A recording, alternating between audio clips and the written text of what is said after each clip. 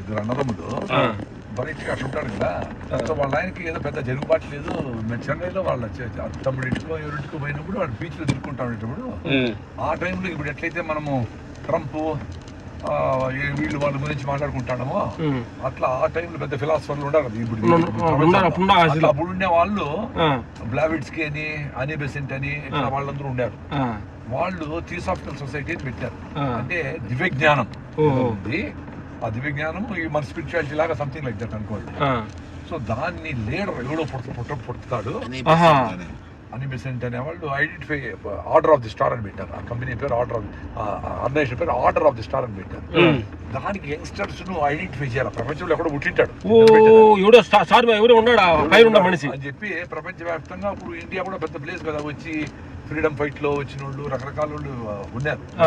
బ్లావిడ్స్ కి డిఫరెంట్ దేశాల్లో ఉన్నారు. వాళ్ళు ఈ ప్రాసెస్ లో ఈ అనీ బెసెంట్ అనే ఆమె మెడ్రాస్ లో ఈ ఫ్రీడమ్ మూవ్మెంట్ కి వచ్చి మన స్వాతంత్రం కోసం కూడా పనిచేస్తాను కదా. సో ఆమె బీచ్ లో కనపడినప్పుడు వీళ్ళిద్దరు అన్నదమ్ములు బ్రైట్ కనపడినారు ఆమెకి. సో ఆమె అనుకున్నది ఇప్పుడు వీళ్ళే ఆర్డర్ చేస్తారు వీళ్ళిద్దరు అనుకొని వాళ్ళని అడాప్ట్ చేసుకునే దానికి వాళ్ళ పెద్దవాళ్ళతో మాట్లాడి వాళ్ళ నాయనతో మాట్లాడి వాళ్ళని దత్తత తీసుకొని వాళ్ళని చేసి వీళ్ళని రెడీ చేయాలి. చిన్నపిల్లడు ఎంతో 8 6 ఎంతో అది తీసుకొని వాళ్ళది అది ఒక కాంట్రవర్సీ కూడా ఉంది. తల్లిదండ్రుల నుంచి పిల్లలు వేడి చేసింది వీళ్ళు అని కూడా ఉంది కాంట్రవర్సీ. తీసుకొని లండన్ లో ఎత్తిపోయి పెట్టారు అని చెప్పి అక్కడ డిఫరెంట్ మాస్టర్స్ పెద్ద పెద్ద వాళ్ళందరితో ఇంటరాక్షన్ చేపించి చదువు ఇంగ్లీషు చెప్దాము అని చెప్పి మొదలు పెట్టారు. ఆ ప్రాసెస్ లో లండన్ లో ఉండేటప్పుడు వీళ్ళన్న ఏదో జబ్బు చనిపోయినాడు కొన్నేళ్ళకి. వాళ్ళన్న జిడ్డుకృష్ణ వాళ్ళ అన్న ఆయనకు అప్పటికి నిజంగా ఇదేంద్ర ఆయన అనుకుంటే అట్లా ఉన్నాడు. వేరే పెద్దలు వచ్చి నువ్వు సూపరు, నువ్వు ఆర్డర్ ఇస్తాడు, ప్రపంచంకి గురువు కాబోతావు, విశ్వగురువు కాబోతావు, ఇది అది అని చెప్తా ఉంటే ఈయనకి కొంచెము ఓపెన్ గా ఉంటాడు కాబట్టి అట్లేం లేదే అనుకుంటా ఉన్నాడు మనసులో. సీన్ లేదే అని అనుకుంటా ఉన్నాడు. సో అట్లా ఒకసారి ఎవరో ఆయన బుద్ధిస్ట్ మాంక్ వచ్చి ఎంతో ఇంటరాక్షన్ అంటే వచ్చిన వాళ్ళందరినీ పరిచయం చేస్తా ఉంటారు. వీళ్ళు ఇప్పుడు పెద్ద హీరో దగ్గర పోవాలంటే మీరు ఎవరో పరిచయం చేయాలి కదా. అట్లా పరిచయం చేసే ప్రాసెస్ లో ఒక బుద్ధిస్ట్ మాంక్ కూడా ఈయనకి వచ్చి చెప్తా ఉంటాడు, నాదే స్పెషాలిటీ, నన్ను ఎంతో పెద్ద లీడర్ అనుకుంటా ఉంటారు, నా దగ్గర స్పెషాలిటీ లేదే, ఏంటి నేను కూడా ఏదో సినిమాలు పోదాం అనుకుంటా ఇట్లా అట్లా అని చెప్పినట్టు మీరందరూ ఇట్లా ఎందుకంటా ఉంటారు అంటే, లేదు నువ్వు భలే వింటావు ఏం చెప్పినాడని, అందరూ చెప్పింది బాగా వింటావు సొంతగా, ఓహో అదే నా స్పెషాలిటీ, బాగా వినేది పని పెట్టాడు గమనించారు. అది ఆ వినేది అనేది బాగా ఆయన మొత్తం చెవులతో కాదు మొత్తం బాడీతో పెట్టాడు. ఎవరైనా పిల్లలు మాట్లాడుతుంటే ఇట్లా చూసి ఇట్లా ఉంటాడు పూర్తిగా. ఇప్పుడు మనం ఎట్లా ఉంటాం, నేనైనా మీరు గమనించండి, మాట్లాడదామో అనిపిస్తుంది. మాట్లాడకుండానే విందాము అనుకునేది చాలా తక్కువ. బాగా పర్టికులర్లీ మేము బాగా మాట్లాడే వాళ్ళకి ఏమంటే ఎదుటి ఏదైనా చెప్తా ఉంటే అది మనకు తెలిసేమో అనుకుని ఏదో చెప్తాం, ఎంత తెలిసినదో అయినా మాట్లాడాలని ట్రై చేస్తాం. అట్లా బాగా విందాము అని అనుకున్నాడు ఆయన. సో అది ఆయన స్పెషాలిటీ. అట్లా నేను కొంచెం మాట్లాడుతుంది, అది నా స్పెషాలిటీ. ఆయన వంట చేస్తుంది, అది ఎవరో స్పెషాలిటీ వాళ్ళకి ఉంటాయి. అది గమనించి దాంట్లో ఉంటే హ్యాపీగా ఉంటావు. నువ్వు లేని దాన్ని నువ్వు కూర్చొని నువ్వు పనే చేయలేవు అనుకోండి. అట్లా నువ్వు కూర్చోపెట్టేసి నీ ప్యాకేజ్ వస్తుంది, పెళ్లి అవుతుంది, నీకు నీ పిల్ల రావాలంటే, నీ బిడ్డలు బాగుంటుంది, నీ ఫ్యామిలీ బాగుంటుంది, ఇదేంటి వాడు రావాలన్నా 60 ఏళ్ళు కూర్చొని టీవీలో వాడికి ఇష్టమైతే వేరే. ఇప్పుడు మ్యారేజ్ అయింది గురుగారు ఆయనకి, ఆయన మ్యారేజ్ చేసుకోవాలి, ఆయన మ్యారేజ్ చేసుకోలేదు. అట్లా ఆయన వరల్డ్ లీడర్ అని చెప్పి ఆయన order of the star, Besant theosophical సొసైటీకి ప్రొజెక్ట్ చేసి ఏమేమో చేసి లక్షల కోట్ల రూపాయల ఆస్తులన్నీ అందరూ ఇచ్చేసారు ఆయనకి కాదు ఆ సంస్థకి సొసైటీకి. అంటే అడయారులో భూయమ్మ ఇప్పుడు అమ్మితే ఒక 50,000 కోట్లు ఎన్ని వేల కోట్లు వస్తుందో అంత ప్రపంచం అంతా ఆస్తులు ఇచ్చినారు. ఈ ఆర్డర్ ఆఫ్ ది స్టార్ కి, వరల్డ్ లీడర్ కి, దీనికి ఇవ్వాలని ఇప్పుడు ఇస్తారు కదా, ఆశ్రమాలకి ఇస్తున్నారు, ప్రపంచం అంతా ఇచ్చారు. మనకి ఇండియాలో దానం మన వాళ్ళు ఇస్తారు అనుకో, రిలీజియన్ వీటికి సంబంధించి ప్రపంచం అంతా ఇచ్చారు.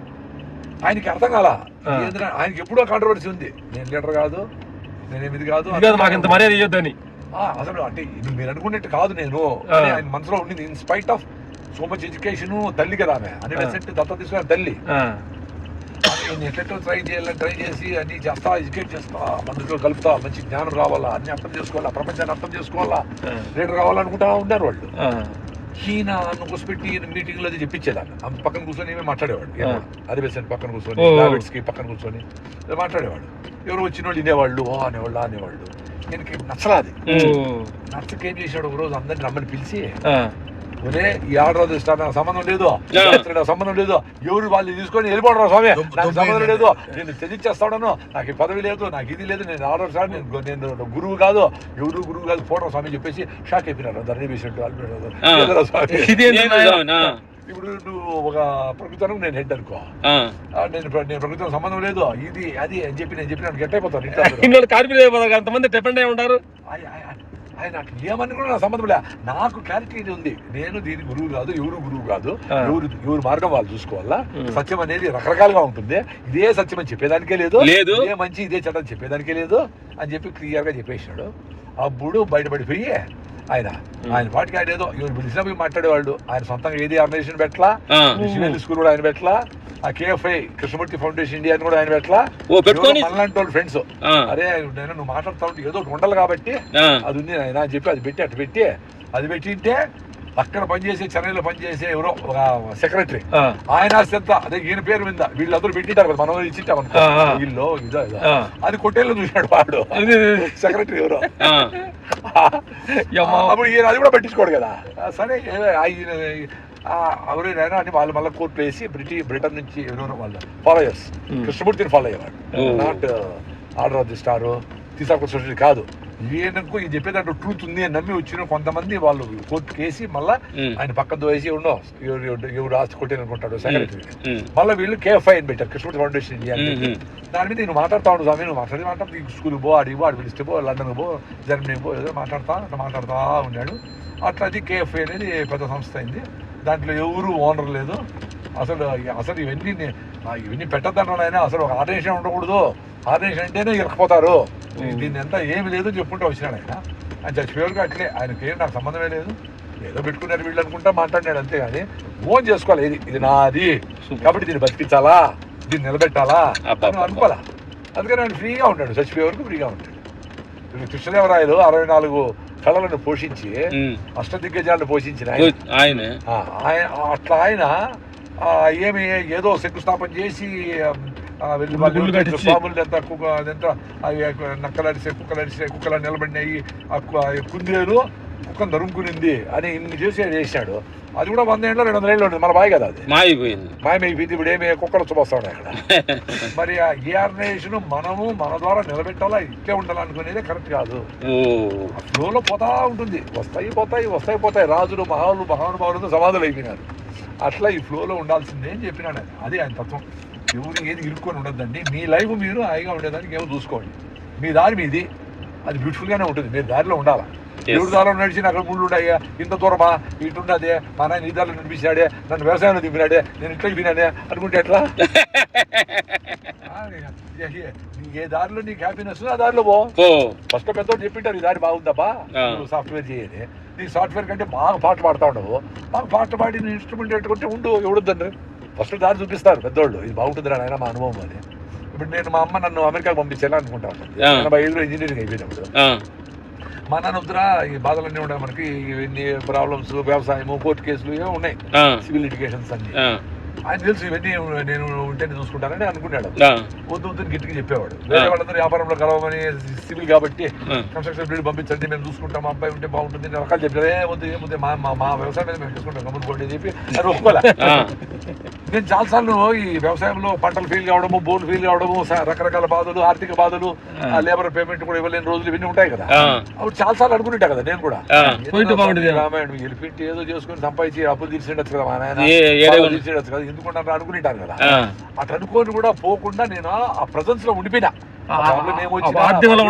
లేబరు వాళ్ళు పెట్టుకొని ఆ క్రాప్స్, ఆ బావులు, ఆ బోర్లు, ఆ ఇంట్లో ఉండే ఇష్యూస్, ఏమైనా ఇంట్లో ఉండే చదువులో ఇంకోటి మా అమ్మ యాక్సిడెంట్ చనిపోతే ఆమె పనులు ఏమో రకరకాలు చేసుకుంటా ఉండిపోయినా. ఇప్పుడు బాగుంటా కదా నేను. ఇప్పుడంటే నేను బాగానే ఉండా, మా ప్రాబ్లమ్స్ అన్ని సాల్వ్ అయిపోయింది, వ్యవసాయంలోనే డబ్బులు వచ్చినాయి, దౌర్మాయిల్లోనే డబ్బులు వచ్చినాయి, రకరకాల వాల్యూ పెరిగింది, ప్రాపర్టీ బాగానే ఉన్నాం. సో మనము ఈ దారిలో పోతే బాగున్నామంటే, ఇప్పుడు ఆ దారిలో పోయి అమెరికాకు పోయి అక్కడేదో పని చేసుకుంటాను, నాకు నచ్చదు. ఇప్పుడు ఏదో ఎవరి కోసమో 10 to 5 పని చేయనేది నాకు నచ్చదు. ఎప్పుడు నచ్చదు. ఓ నాకు ఎప్పుడు నచ్చదు. ఎందుకంటే నేను ఎప్పుడు క్వశ్చన్ చేస్తా ఉంటా. ఆ, మీరు ఇట్లా కూర్చో అన్నారు అనుకో, అట్లా కూర్చుంటే ఏమి అంట. ఏంటి? వాడిని ఆ, నాకు ఇట్లా కూర్చుంటే బాగుంది, లేదబ్బా ఇట్లా కూర్చో అన్నావు, నాకు నచ్చదు. అట్లా వాడిని నేను కూర్చొని వాడికి ఏదో చెప్తా ఉంటే ఎందుకు చేస్తా, ఇట్లా ఎందుకు చేయాలి అని అనుకో, నన్ను మీకేస్తాడు. పీకేస్తాడు. అసలు బ్రెయిన్ పెట్టి పనిచేసేవాడు ఎవడు ఉద్యోగం చేయలేడండి.